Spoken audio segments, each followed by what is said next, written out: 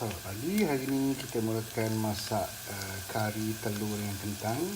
Mula kita tumis bawang putih, daun kari, kari manis, buah pelaga dan cengkeh. Dan bahan lain ialah this is the curry powder. Okay, ini telur dengan kentang tadi. Sedikit sambil dari sini kita masukkan kari yang kita campur dengan air tadi.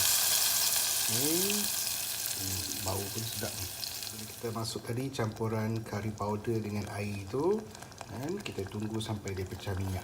Okay, bagi sedikit masa untuk dia pecah minyak. Dan kita masukkan telur dengan kentang, kemudian masukkan santan, sedikit garam dan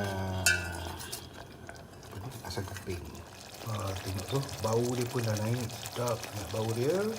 Dan sedikit lagi kita masukkan bahan-bahan dan juga santan. Okay, dia pun dah pecah minyak, nampak tu.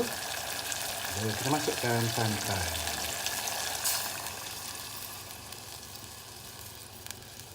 Okay, dan kita masukkan kentang dan telur rebus tadi.